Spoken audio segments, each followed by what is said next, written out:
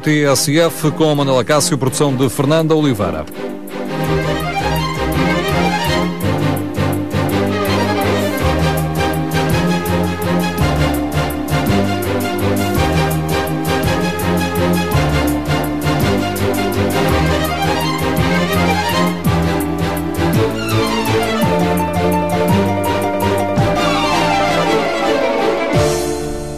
Bom dia. Esta manhã no Fórum TSF vamos ajudar a esclarecer as suas dúvidas sobre os impostos. Num fórum que é um conselho fiscal, uma parceria entre a TSF e a Ordem dos Técnicos Oficiais de Contas, vamos tentar perceber melhor o panorama com que estamos confrontados. No ano em que o Governo nos impõe a maior carga fiscal de que temos memória, somos confrontados com alterações de regras que deixam para muitos de nós muitas questões no ar. Afinal, quanto é que vamos receber de ordenado ao fim do mês? Que faturas é que devemos guardar para depois preencher o IRS? E ainda podemos fazer deduções? E quando se fizer o acerto de contas, corremos o risco de ter de pagar mais impostos em vez de continuarmos a receber algum reembolso? São muitas as perguntas. No Fórum TSF queremos ouvir a sua opinião. Vamos analisar este enorme aumento de impostos, tal como o descreveu o Ministro das Finanças, e vamos ajudar a esclarecer as suas dúvidas. O bastonário da Ordem dos Técnicos Oficiais de Contas, Domingos de Azevedo, está aqui para responder às suas questões. O número de telefone do Fórum TSF é o 808-202-173. 808-202-173. Também pode colocar as suas dúvidas na página da TSF na internet ou no Facebook da TSF. Estamos aqui hoje, neste Fórum TSF, para ajudar a esclarecer as suas dúvidas sobre os impostos. Já o disse, convidado deste Fórum TSF, Dr. Domingos de Azevedo, bastonário da Ordem dos Técnicos Oficiais de Contas, também a doutora Paula Franco, da Ordem dos Técnicos Oficiais de Contas, e também aqui connosco em estúdio o Presidente do Conselho Federal de Contabilidade do Brasil, Juarez Domingos Carneiro. Daqui a pouco iremos tentar perceber como é que todas estas alterações nos impostos e estas dúvidas com que estamos todos confrontados são olhadas a partir de fora. Dr. Domingos de Azevedo, bom dia. Começo por agradecer à Ordem dos Técnicos Oficiais de Contas ter aceitado este convite para nos ajudar a esclarecer as dúvidas dos ouvintes. Ora, com a sobretaxa de 3,5%, com o agravamento das taxas do IRS, com a diminuição dos escalões, agora com as tabelas de retenção na fonte, publicadas em meados do mês, temos em cima da mesa as peças constroem esta maior carga fiscal de que temos memória. Exatamente, e eu quero, antes de responder concretamente à sua pergunta, quero agradecer a presença também entre nós e para os ouvintes portugueses do nosso amigo, desde sempre, Dr. Juarez Carneiro, Presidente do Conselho Federal de Contabilidade do Brasil. Para termos uma pequena ideia, o Brasil tem 500 mil contabilistas no Brasil. E a doutora Clara Bulgarino, ex-presidente do Conselho Federal de Contabilidade, a atual presidente da Fundação de Contabilidade Brasileira, uma mulher formidável e que nos vai também dar essa visão do exterior para dentro de Portugal e, naturalmente, estabelecer algumas comparações entre aquilo que nós vivemos e aquilo que se vive no Brasil na fiscalidade. É realmente o ano, aquele ano em que nós vamos sentir mais na pele, hoje de uma forma mais acentuada, esta carga brutal, como o Sr. Ministro das Finanças já classificou, do aumento de impostos em Portugal. E, não obstante o Governo ter usado um esquema bem engendrado. A verdade tem que se reconhecer, quando as coisas são bem feitas. Eu costumo dizer que o que façamos bem feito, nem que seja uma asneira, fazê-la bem feita, e realmente o Governo fez aqui uma coisa bem feita. Deve ter estudado muito bem o Maquiavel, porque aquilo que o Governo faz, no fundo, procura desinsensibilizar os prejudicados diretos com este processo, com a obrigatoriedade, o aumento da sua capacidade líquida financeira dos cidadãos através da introdução da obrigatoriedade do pagamento de um duodécimo dos vencimentos dos sujeitos passivos. Bom, as pessoas vão ficar com a ideia no mês de janeiro de que realmente isto não é bem verdade aquilo que me diziam, andavam a dizer que ia haver uma carga fiscal enorme. As pessoas, quando receberem o seu vencimento no final do mês de janeiro, vão dizer: bom, mas eu acabo por ter o mesmo dinheiro. Só vão dar por ela é quando chegarem ao mês de junho ou julho, nos períodos em que eles iam de férias, em que normalmente tinham esta verba do subsídio de férias para pagar algumas despesas excedentárias que têm na sua família, como sejam, por exemplo, às vezes os seguros, e, naturalmente, suportar as despesas de um período de descanso merecido depois de um ano de trabalho, nem que fossem 15 dias ou 8 dias, e serviu-se deste subsídio de férias para efetuar esse pagamento. E claro que quando chegarem, quando forem de férias, o que lhes vai acontecer é que não vão receber o mesmo mesmo valor que receberam ano passado, vão receber apenas 50%. Isto quer dizer o quê? Como diz a DECO, e diz muito bem, a DECO alertou, ouvi ontem pelo menos a DECO na rádio fazer este alerta, alertou para esta questão de que as pessoas tenham em atenção que alguns desses hábitos que tinham acumulados durante os anos de resolver esses problemas, essas despesas da família, que agora não acontecerão. E é importante também verificar.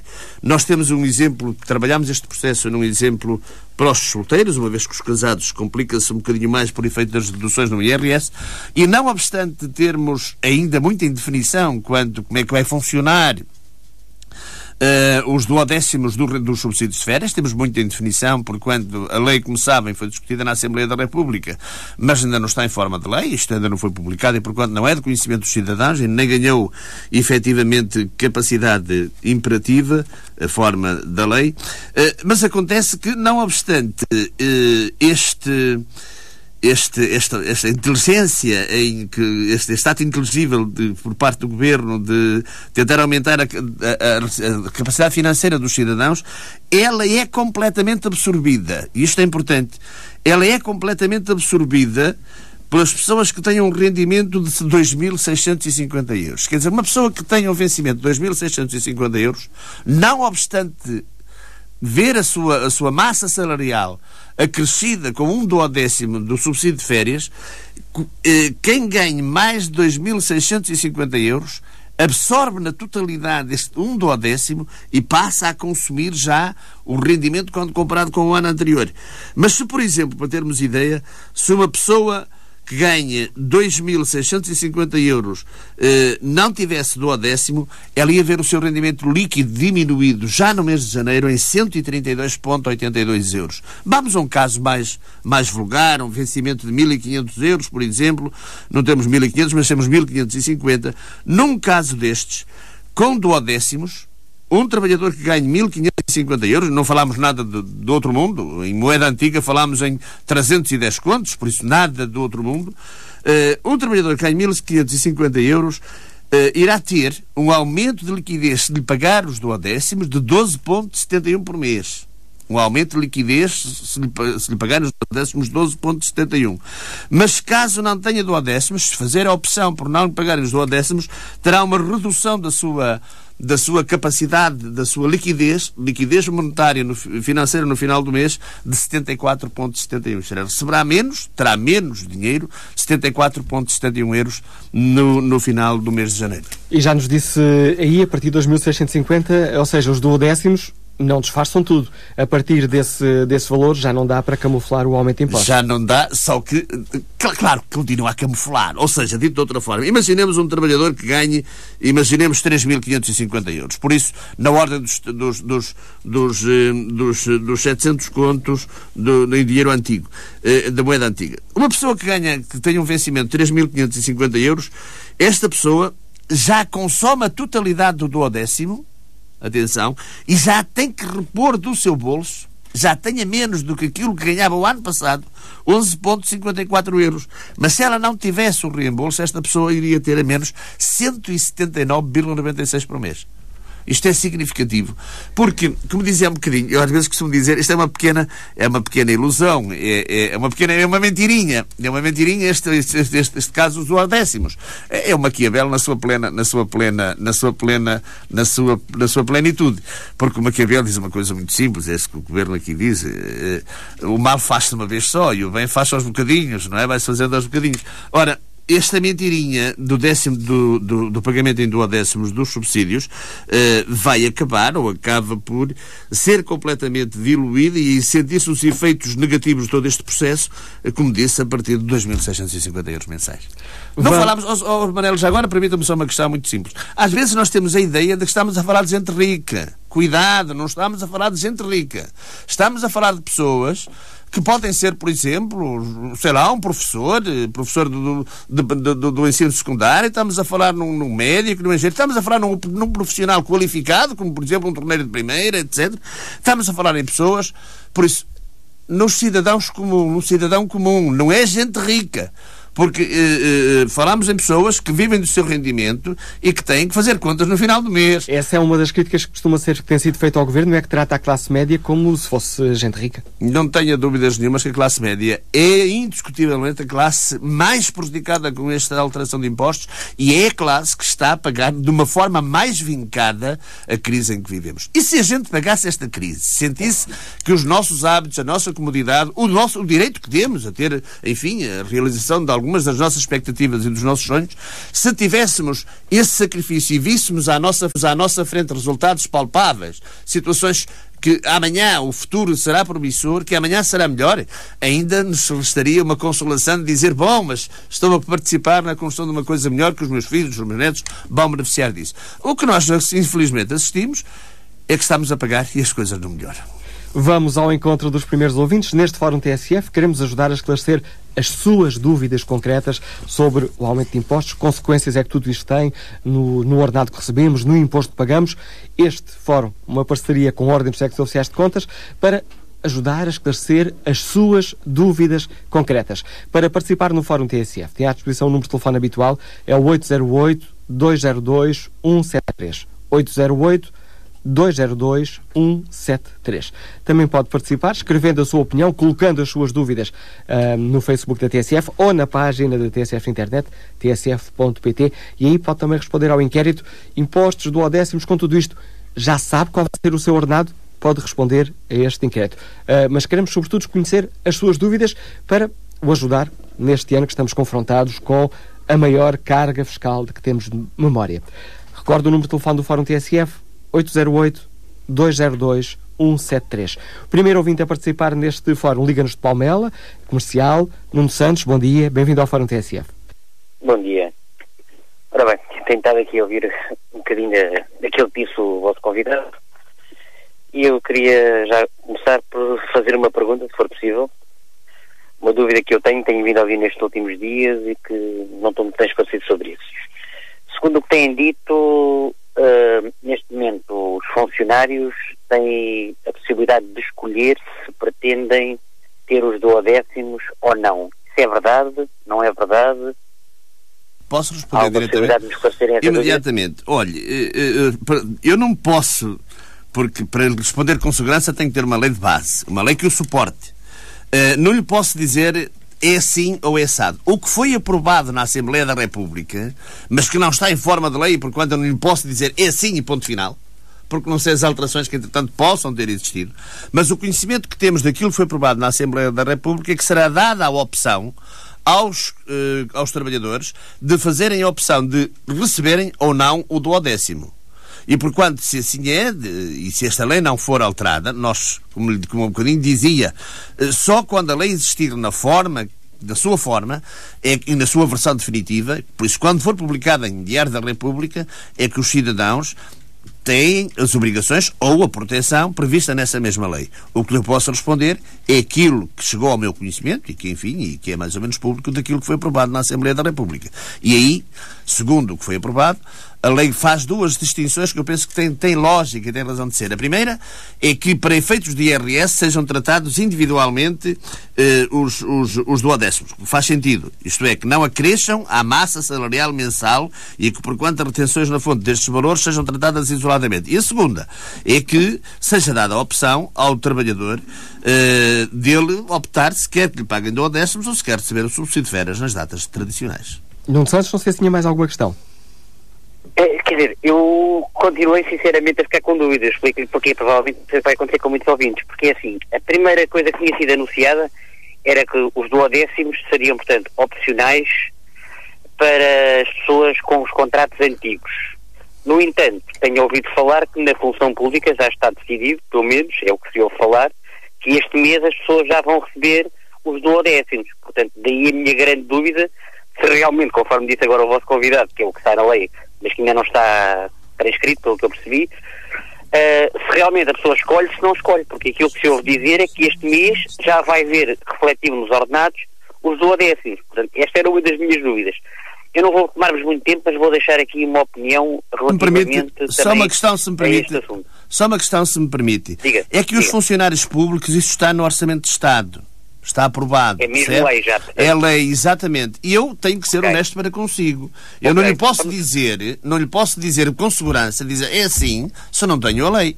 Eu estou a ser honesto para consigo. Se quando faz essa separação, dos funcionários públicos e dos funcionários privados, é que os funcionários públicos estão no Orçamento do Estado. Já há uma lei mater, já há uma lei enquadradora do comportamento. Portanto, o que me diz é que os funcionários públicos não têm qualquer tipo de opção. Não, esses não têm. Esses não têm. Ponto final.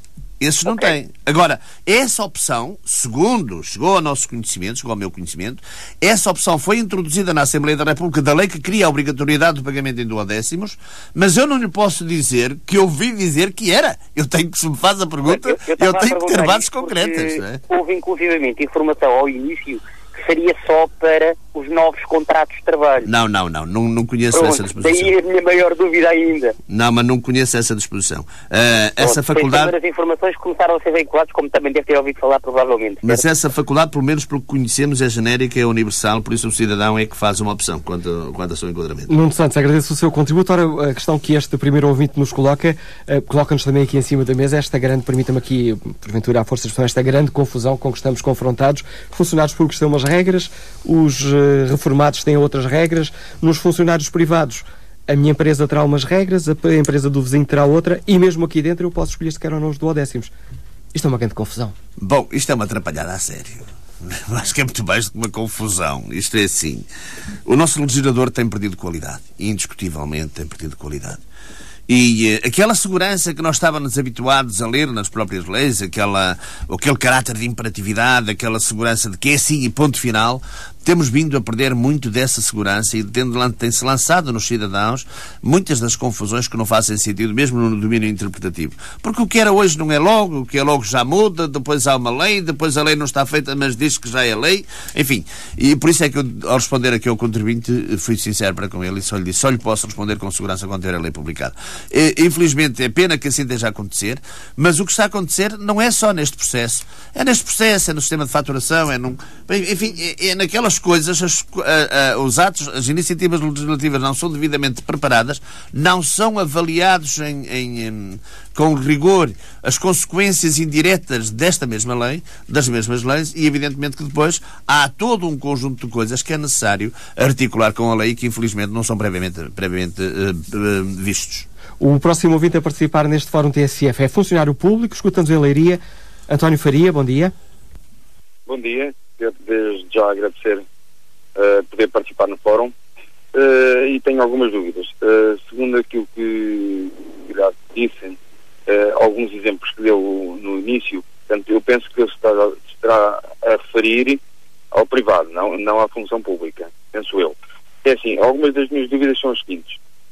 Pelo aquilo que eu estive a ver, eu penso que esteja inserido na tabela dos 14,5%, visto o meu ordenado bruto ser em média 1.370 euros. Portanto, daí eu gostava de saber em que escalão estou. Vou receber junto do 10º, portanto, de um subsídio. E também gostava de saber se o IRS referente a este ano terá algumas alterações devido ao ano passado, porque eu acho que todas estas medidas serão retomadas no IRS de 2014. António Faria, para responder a essa pergunta, precisam de saber se é casado ou se é solteiro. Sou casado, sim, e tenho 2 dependentes. Portanto, o meu ordenado conjunto bruto, o ano passado foi de 34 mil euros.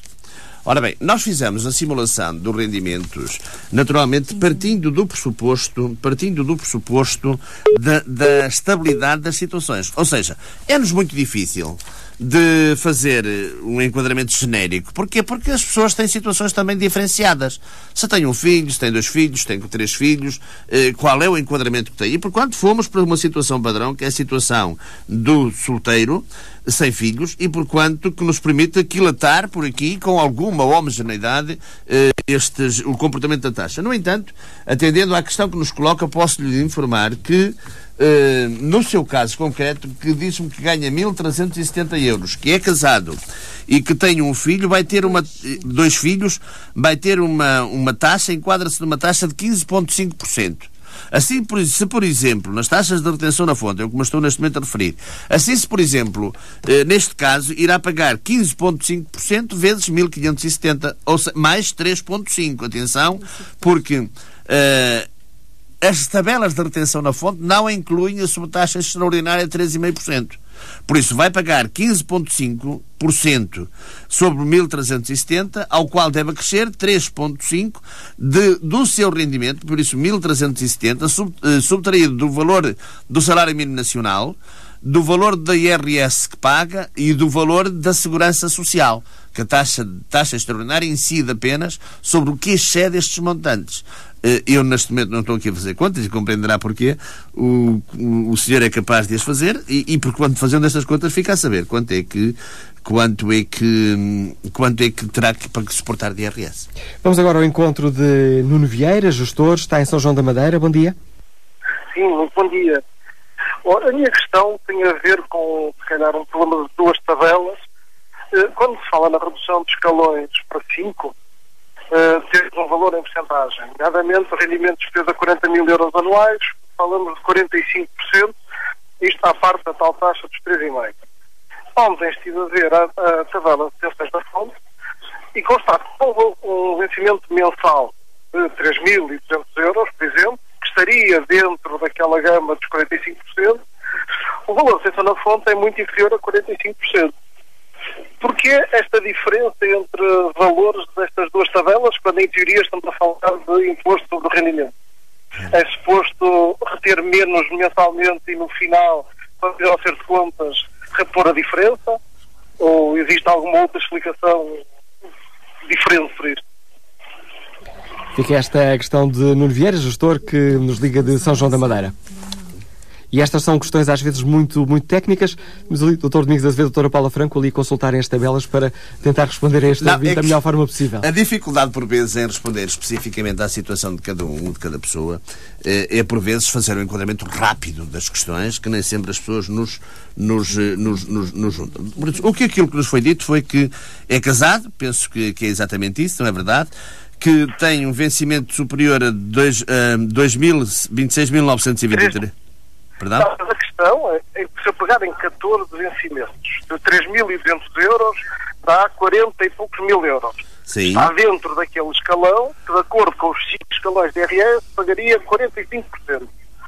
A tabela de retenção na fonte dá um valor muito inferior a 40%. O que é que justifica esta diferença? Por que é que se fala em tantas tabelas, duas tabelas, com valores tão diferentes? É simples, é que as tabelas de retenção na fonte, atenção, não são a aplicação direta das taxas do artigo 68. As taxas do artigo 68 são a taxação final, mas as taxas do artigo 68 aplicam sobre a matéria coletável deduzida das despesas que o sujeito passivo eventualmente tenha com a saúde, com a educação. Por isso há um conjunto de despesas que abatem algumas ao rendimento e outras à coleta, e que são refletidas nas tabelas de retenção na fonte. Nas tabelas do artigo 68, aí assim não tem este efeito, porque essas são de aplicação direta. Ok, isso quer dizer que se não apresentar nenhuma dedução... Exatamente, então aplicará diretamente... E seria preciso pagar mais impostos no momento de eu ser de contas. Exatamente, porque é feita uma média das despesas dos contribuintes, que depois é refletida nas tabelas da retenção na fonte, as despesas com a educação, com a saúde, enfim, aquele tipo de deduções que normalmente os contribuintes apresentam no final de cada ano. Ok, está percebido então. Ok, fica então é mais uma dúvida esclarecida. Vamos agora escutar José Ferreira, professor, Liga de São João do Estoril. Bom dia. Então, bom dia aos dois e a todo o fórum. Olha, eu sou professor, estou no topo da carreira e portanto, até já vi através daqui de uma simulação na internet que eu vou ficar mais ou menos, quer dizer, é-me reposto um tal subsídio, mas fico mais ou menos mensalmente com os mesmos valores ilíquidos. Agora, isto quer dizer, é que isto levanta problemas até morais. Por exemplo, a mim está-se-me a levantar um problema moral. Portanto, no fundo, perdi 2 subsídios e pelas contas que me são feitas, eu perdi 2,2 salários meus anualmente. Mas levanta até um problema às pessoas de moral. Por exemplo, eu tenho uma empregada doméstica. E é isso que eu queria me ajudar. Com quem tenho um contrato de trabalho e a quem pago vencimento há mais de 16 anos que lhe pago os subsídios e feriados e essas coisas todas, porque não gosto de explorar ninguém. Neste momento tenho um problema moral, deverei eu pagar-lhe os subsídios à empregada doméstica ou não? Porque de facto também, quer dizer, as pessoas chegam a um limite que começam a ter em meses em que tinha por obrigação moral lhe pagar esses subsídios, quer dizer, mas eu também não recebo. As pessoas começam a ficar todas muito aflitas e isto até levanta este tipo de problemas morais. Para mim é um problema moral que é não pagar a uma pessoa que trabalha na minha casa e com quem eu gosto e com quem eu tenho uma ótima relação, mas quer dizer, não recebendo eu poderei estar sempre eu a pagar. É essa a questão que eu gostava de colocar. Esse é o efeito de cadeia que estas coisas provocam. Evidentemente que se não pagarem ao senhor professor, dificilmente o senhor professor terá dinheiro para pagar à empregada doméstica. Se não pagar à empregada doméstica, ela não pode ir comprar o arroz à mercearia, o pão e o queijo para alimentar os seus filhos para ter em sua casa. Isso é o fenómeno que eu já o ano passado levantei na minha coluna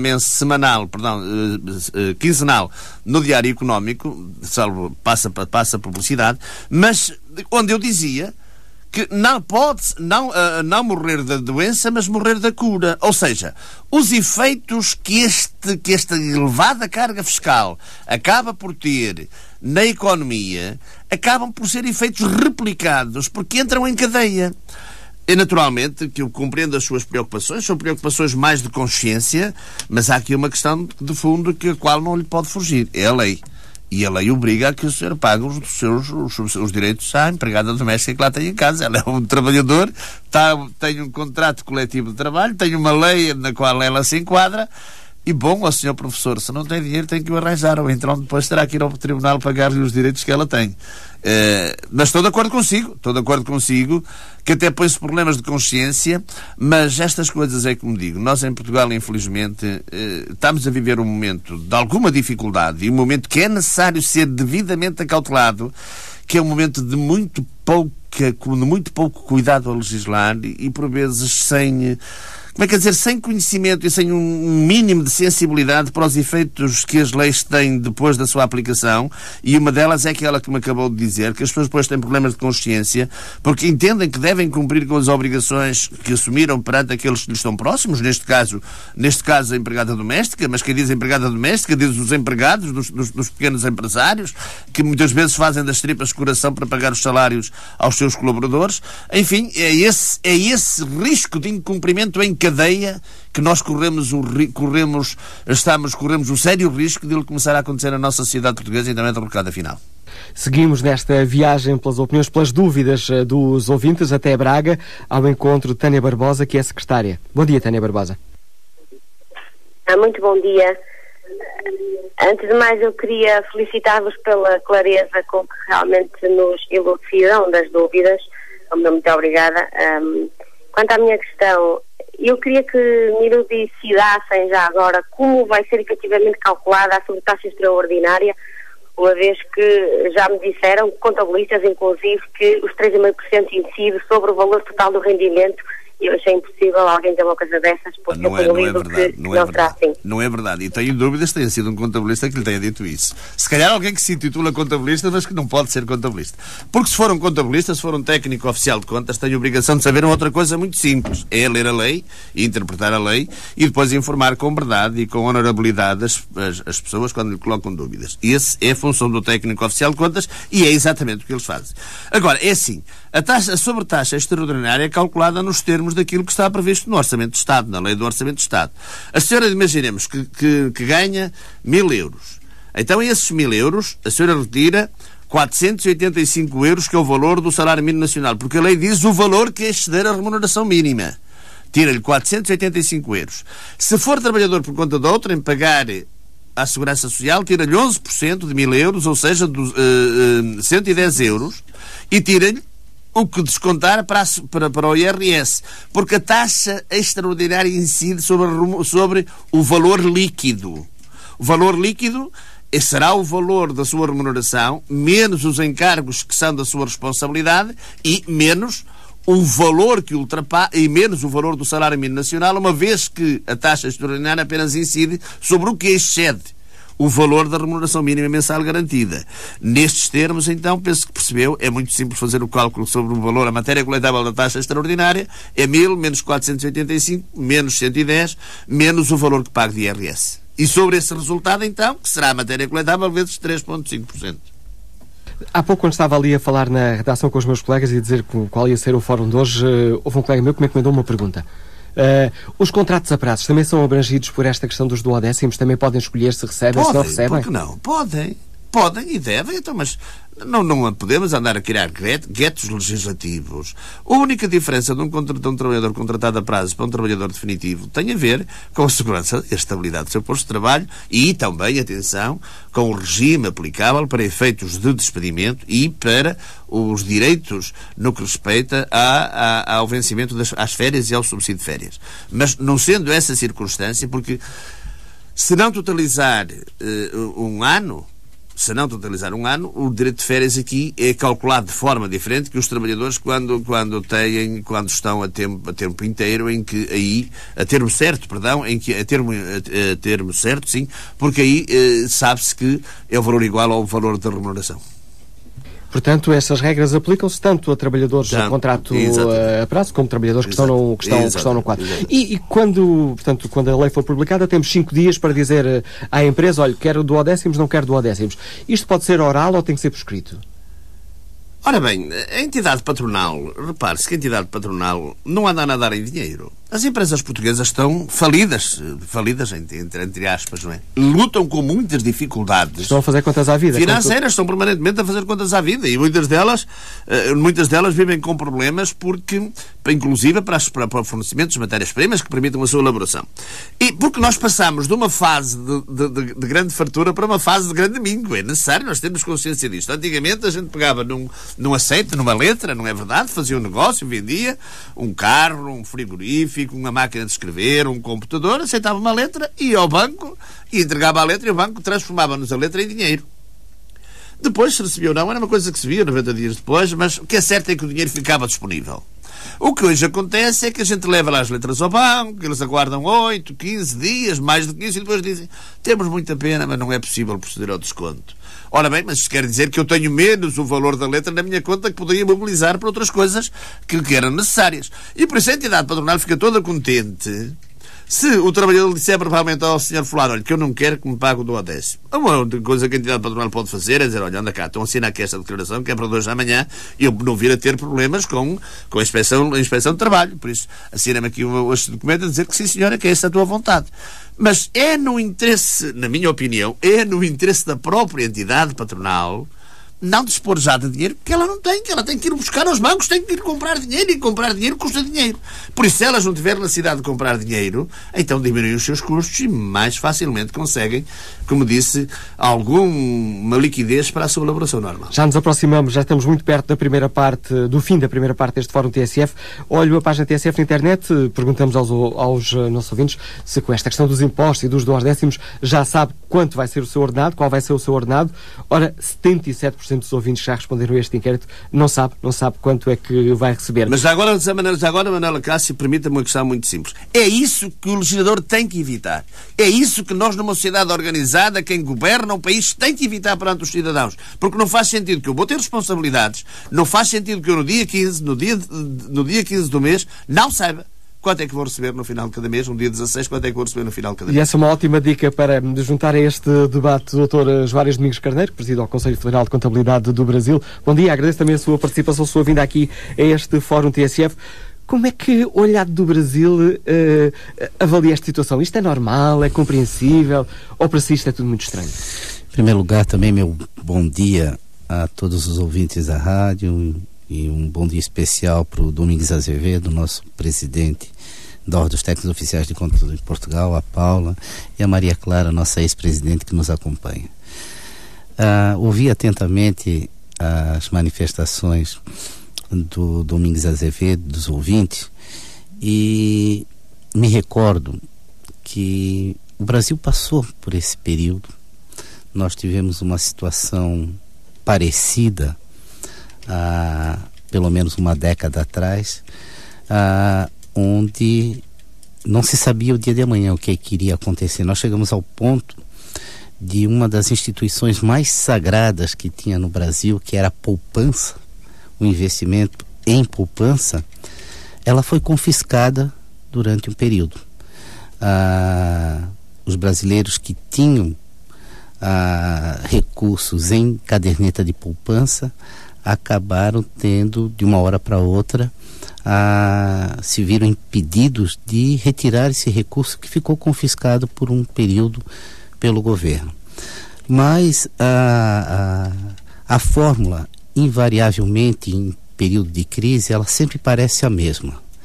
Há um sacrifício muito grande da classe média, a busca incessante por meios que retirem cada vez mais o poder de compra do povo, de maneira geral, como medida tal que possibilite um equilíbrio orçamentário, que não é verdade. E isso era a receita brasileira ou não? Era também havia aí o dedo do FMI? Não, tinha também, evidentemente, o FMI, né? Ele também impõe suas regras e, na realidade, ele faz uma continha. Ele quer ver quanto é que sobra, se pode, no final de um determinado período, receber um valor, e para isso ele exige. Mas tem que haver uma fórmula mais criativa. Eu acho que tudo isso começa por uma relação muito verdadeira que deve existir entre o Estado e o povo. A dúvida, a insegurança, ela não leva a nada. Eu acho que as regras, elas têm que estar bem claras. E acredito que não exista uma fórmula que possa determinar uma mudança de comportamento de uma hora para outra. O que existe, sim, é um conjunto de medidas, mas medidas que não sejam sempre em cima das mesmas pessoas e do mesmo grupo. Cada um tem que fazer a sua parte, né? O próprio Estado tem que fazer a sua parte. Desculpa. A contenção dos gastos públicos, a diminuição das despesas da máquina, ela tem que ser revista, ela tem que ser feita com a mesma intensidade e voracidade que se faz em relação ao povo. Agora, é preciso, acima de tudo, que haja, eu acho que é uma relação verdadeira. É um momento em que o povo teria que estar ao lado do Estado, e o Estado teria que se fazer merecedor dessa parceria. E nesse caso, acredito que tirar o poder de compra, diminuir cada vez mais os salários, não é o caminho. Essa é a fórmula, para mim, errada. Eu acho que é preciso, sim, que principalmente as classes minoritárias, elas continuem tendo um poder de compra. E eu vou ser bem claro em relação a uma situação. Em 2008, houve uma crise que afetou o mundo de maneira geral. E no Brasil, essa crise, ela passou praticamente sem grandes impactos. Por quê? Não era porque o Brasil estava numa situação estável, uma situação melhor, é porque a classe C e D, que seriam as classes minoritárias, é que passaram a adquirir, a comprar, a consumir, e não foi nem a classe A nem a B que segurou a crise no Brasil, foi a C e a D. Então, tem que se ter a consciência de que quem segura, né, a economia do país é o povo, e principalmente as classes minoritárias. E essa é uma boa ideia para retomarmos o debate daqui a pouco, na segunda parte deste Fórum TSF, onde queremos ouvir as suas perguntas, conhecer as suas dúvidas sobre os impostos.